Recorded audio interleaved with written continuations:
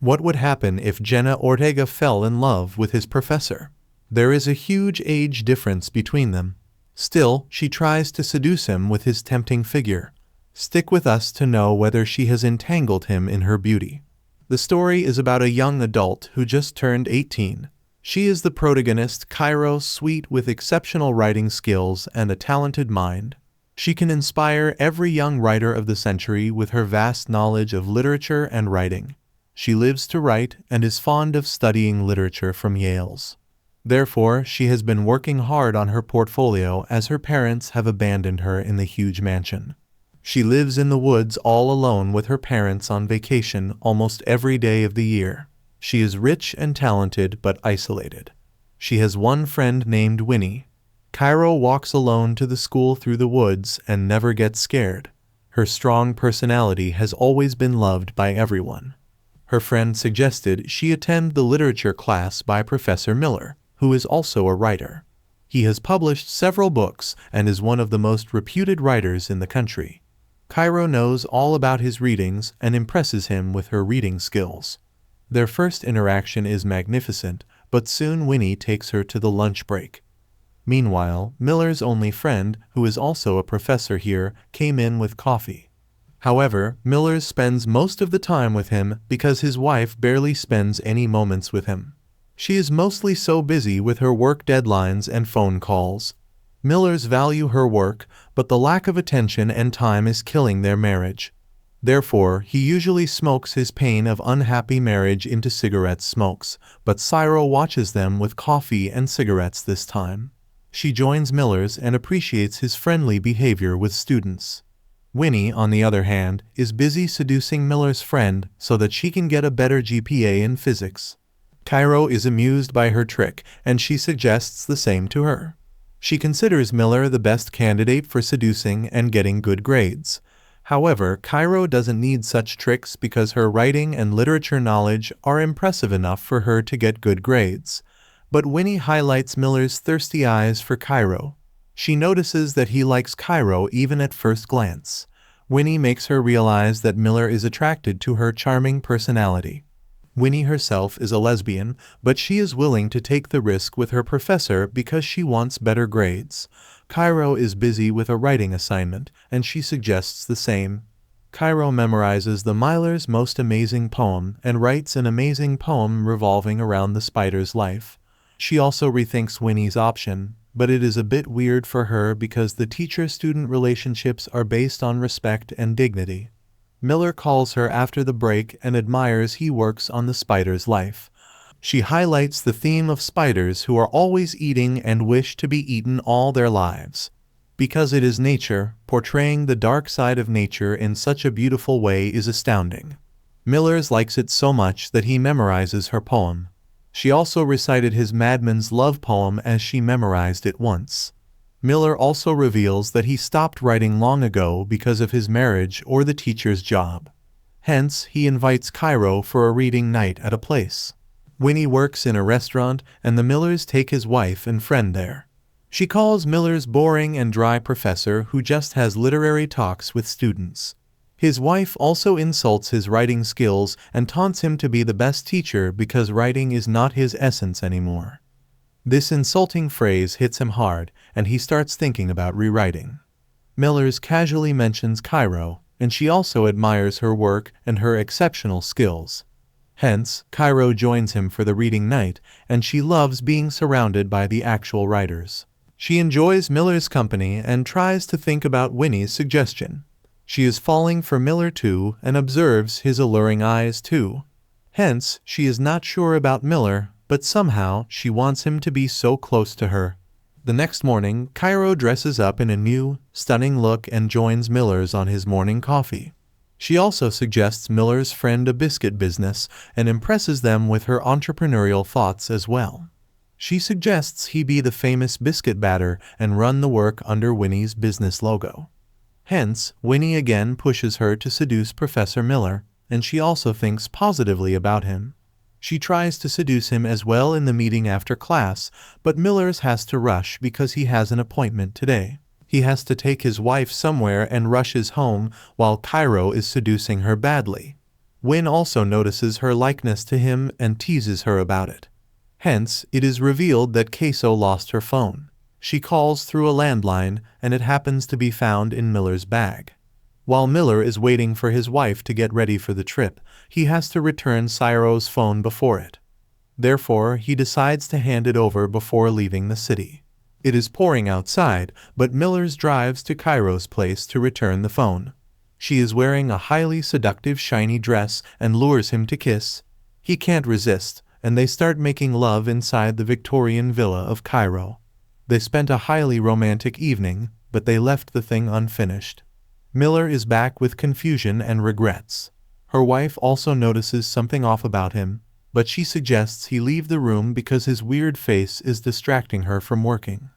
Therefore, he walks into the small room and starts evaluating the midterm exams of students. He also gets to check Cairo's midterm short story. It is the same story as their meeting last evening, and everything is the exact same, but with different names. As things are left unfinished, Cairo completes her fantasies of having intimate relationships with Miller through writing. She portrays her desires in the form of a short story. She uses herself as the subject matter of the story, and Miller finds it very humiliating. He is offended and asks Cairo to rewrite it in the style of another author. However, she is stubborn with her beautifully written essay. Miller rejects her idea of expressing her love in such words. He immediately considers it foolish and inappropriate. He asks to rewrite, but she is stubborn. She doesn't want to rewrite, but embraces the writing that she wants. She expresses her true love for writing, but Miller rejects any more inappropriate frankness. He also keeps threatening her to fail the exam, but she dares to refuse rewriting. She sobs in pain, and the painful rejection just broke her. She risks her career and goes back home to Winnie. She cries out loud and is intoxicated herself. Although she doesn't love very much, rejection is heartbreaking. Her expectations have been ruined, which she was withholding from her favorite writer. Miller also expresses his frustration with his wife. He doesn't like the subject matter of the essay, which is solely based on an inappropriate relationship. A student and the English teacher messed up into a seductive intimate relationship and illicit affair. Her wife is interested in learning more about the essay because Miller hasn't revealed his truth yet. Suddenly, Miller's friend hops in and interrupts the conversation. In the meantime, Winnie is texting his professor to seduce him into a relationship. But he never crosses the line and never texts back anything elusive. And now, after listening to the friend's story, he is even more careful. He avoids Winnie's lusty texts, which they consider a challenge. Hence, Cairo strips herself and compels her friend to do the same. They kiss each other and make some videos. Cairo wants them to know that she is not just a child. She can do a lot more than this, so she files a complaint about their relationship with the vice principal. She also saves the video as a piece of evidence. Mr. Miller seems to be in trouble and worried about his future. However, she tries to lay on his friend while he is busy worrying about his future. But the wise friend leaves her in awe and goes back home. Miller is out face down and predicts his ruined future already. He informs his wife about the report, at which point she suspects her husband's loyalty. A fight arises between them, but Miller refuses to do anything with the girl. However, he is saying the truth, but who is going to believe in his words when the teenager holds the power to ruin his life? The vice principal interviews them separately, and Miller refuses to have any intimate relationship with her. Although she exaggerates and claims to have a physical relationship with her teacher, their cigarette breaks and outside meetings make them suspect themselves of having an inappropriate, unethical relationship with each other. Miller's friend warns him about the dangerous teenage girl's traps. He knows that Miller didn't do anything but exaggerate, and the classroom observers can predict their physical act. He used to show her special treatment. It is not helping, but Miller knows that he has been screwed. Miller's wife considers him disloyal and reads the whole scene right. She knows that her husband was flattered over a teenage girl and somehow gets attracted. He tries to prove his point that he was only attracted to her, but she is never understanding. However, it is not such a big loss for him because the wife was never really into the relationship. but the accusations are hurting, and he can't let them ruin his life. He loses his wife too, besides the job. She also taunts him about his writing career. Winnie feels sad for Miller and warns Cairo to take the accusations back. But she is not willing to give up because she expects more from her teacher. She wanted appreciation, acceptance, and admiration for her exceptional short story, but all she got was disappointment. Winnie is not in favor of ruining his life in the event of rejection. Winnie also reveals that he refuses to have any physical relationship with her because he didn't leave his wife for Cairo. She feels even more insulted and warns Winnie to stand against her. But she is going to file an investigation against Cairo. However, Cairo is well prepared for it too. She blackmails her about her saved video and how she seduces the physics teacher for grades. She has all the proofs of ruining the lives of Winnie and the physics teacher. She is a devil who can turn everyone's life dark. Winnie curses her friendship with her and stops her from playing games. But this is considered her achievement because she is getting accepted and validated in her own eyes.